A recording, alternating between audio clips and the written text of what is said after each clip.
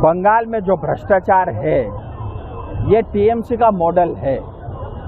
भ्रष्टाचार करना, डराना, धमकाना और जो है लोगों को आतंक करना, ये टीएमसी का मॉडल बन चुका है।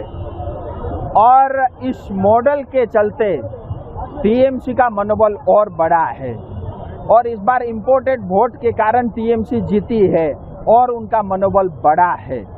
मैं 10 करोड़ पश्चिम बंगाल की जनता की ओर से भारत सरकार से निवेदन करता हूं, भारत सरकार को तत्काल इसमें हस्तक्षेप करने की आवश्यकता है अगर बंगाल को बचाना है। सर, पैरामिलिट्री को रोकना चाहिए, अभी भी रहना चाहिए स्टेट में जो स्थिति है।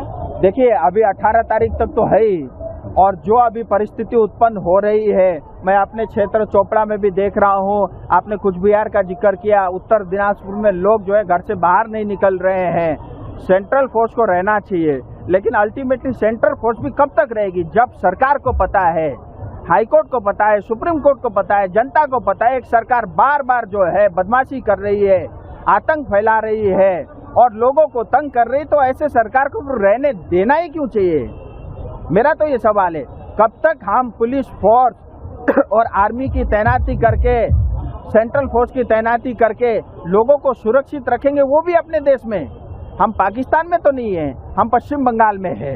इसीलिए जो है भारत सरकार हम सब का गार्जियन है, भारत सरकार को, राष्ट्रपति को इसमें हस्तक्षेप करना चाहिए। आखिर ये चल क्या रहा है? बंगाल में जो भ्रष्टाचार है ये टीएमसी का मॉडल है।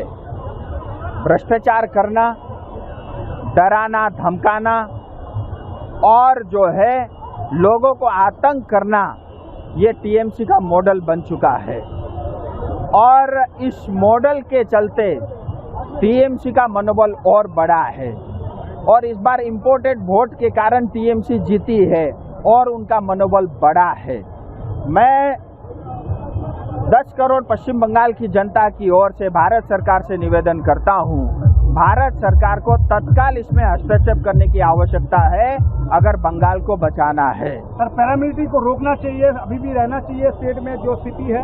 देखिए, अभी 18 तारीख तक तो है ही और जो अभी परिस्थिति उत्पन्न हो रही है, मैं अपने क्षेत्र चोपड़ा में भी देख रहा हूं। आपने कुछ बिहार का जिक्र किया, उत्तर दिनाजपुर में लोग जो है घर से बाहर नहीं निकल रहे हैं। सेंट्रल फोर्स को रहना चाहिए, लेकिन अल्टीमेटली सेंट्रल फोर्स भी कब तक रहेगी जब सरकार को पता है, हाई कोर्ट को पता है, सुप्रीम कोर्ट को पता है, जनता को पता है, एक सरकार बार बार जो है बदमाशी कर रही है, आतंक फैला रही है और लोगों को तंग कर रही, तो ऐसे सरकार को रहने देना ही क्यों चाहिए? मेरा तो ये सवाल है, कब तक हम पुलिस फोर्स और आर्मी की तैनाती करके, सेंट्रल फोर्स की तैनाती करके लोगों को सुरक्षित रखेंगे, वो भी अपने देश में। हम पाकिस्तान में तो नहीं है, हम पश्चिम बंगाल में है। इसीलिए जो है भारत सरकार हम सब का गार्जियन है, भारत सरकार को, राष्ट्रपति को इसमें हस्तक्षेप करना चाहिए। आखिर ये चल क्या रहा है?